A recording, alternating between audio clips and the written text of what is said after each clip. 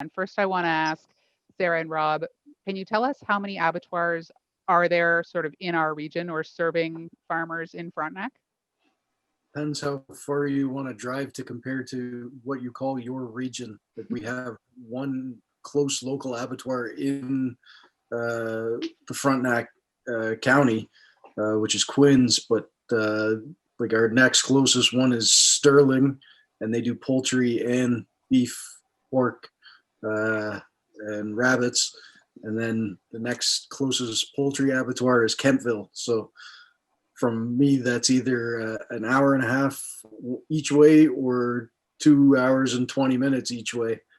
And those would both be considered our closest ones. There's also the local one we've also got is at Wallace Meats at the Joyceville Prison Farm as well. That there's cattle and sheep. And so all of these ones that we're talking about that are in our region, as we would say, are all provincially inspected, right? They're all smaller ones that would mainly serve farmers like you. Yep. There's also Farmersville in Athens, so they're about an hour 45 away from us, but they're pork, beef, and sheep and goat. I think they don't do poultry. Every agricultural product that we deal with, basically, there's three big boys that run it. It doesn't matter whether it's fertilizer, seed, or abattoirs, or whatever it is. You're restricted, and they're the ones with clout. And government regulations have pushed you that way because they like the big plants because they can send their inspectors to that plant, and they stay there every day. Where all the little guys, the inspectors have to run around the countryside, so they can reduce the number of inspectors they have. And if they go to a little plant, they might inspect 3 or 4 animals in a day, where if they go to a big plant, they're inspecting thousands. And so there's economics. You know, the regulations are set up for the few people that don't want to comply, instead of encouraging the majority of us that would put out a good, healthy product, of allowing you to operate. It's just the way the world works. What are the hurdles to opening a new abattoir? Is it the regulations? Is it not having the skills that a previous owner might have had? Dave, I think you alluded to that earlier. Is it the challenges of starting a new business? Is it margins are thin? What if I wanted to start an abattoir? What is it that's going to get in my way? Rob and Sarah, do you want to start? A lot of the times it's going to be upfront costs that's going to take time to pay back. Obviously, the whatever the regulations that you're going to have to build to would be doable. It's just you need to have the capital to set aside and know that you're investing in a community, rather than you're going to get your money back at $60 per animal over the course of the next 10 years kind of thing. There is going to be profit in it, and it is going to make money. Otherwise, there wouldn't be any. But that would be the biggest thing: is somebody looking to invest into a community as an infrastructure, and you know that the draw is going to bring animals and business from the surrounding area, not just wherever that abattoir goes in.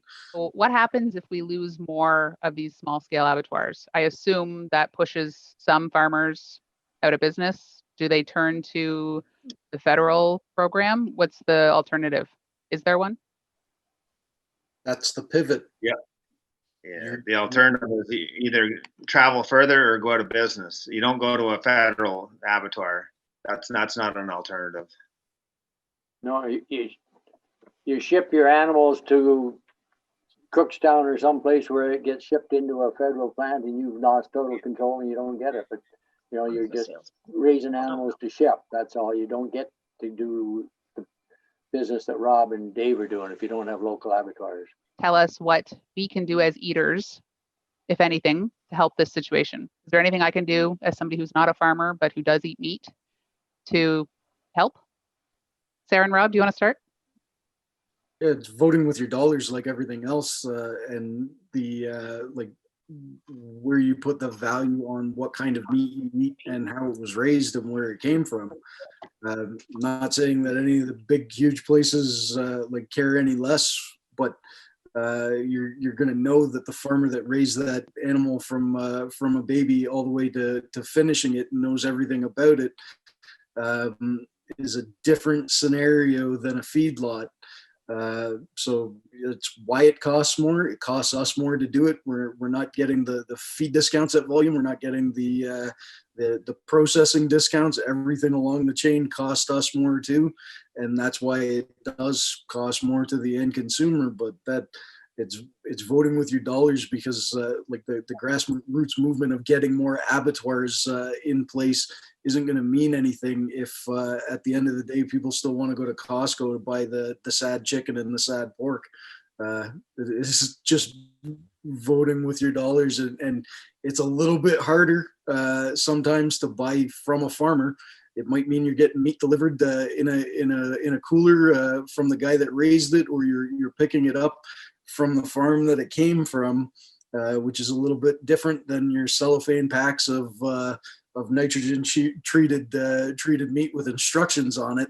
But at the end of the day, the quality and the quality of life for the animals is a completely different ballgame. So it's just voting with your money and knowing that's why it costs more. It's quality over convenience, right? Like putting the importance that what you're putting into your body to as nutrients, you want the best quality product. And if that's something that you care about, you take the extra effort to find out how you can make that happen. John, any advice for consumers that want to help? Well, my advice would be get to know your farmer and get to know your butcher. And that puts it back into Rob's shop of voting with your dollar. You know, where are you going to shop?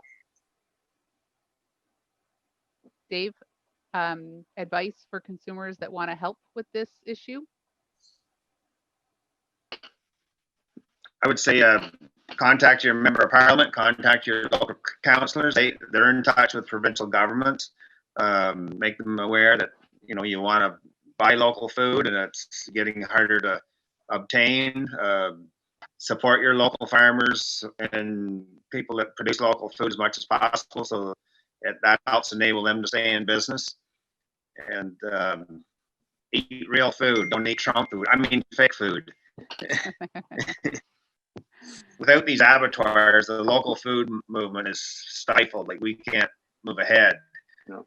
We can't have our animals processed, and it's a sad thing, but some of us would probably go out of business. Yeah, it's just the worst year now because the demand is so high and you're booking so far in advance. It's kind of depressing actually to turn people away if you don't have the product for them. You might have the live product, but you don't have it packaged. It's not processed and readily available to take home. So we have to do something about it, and I'm not giving up on it.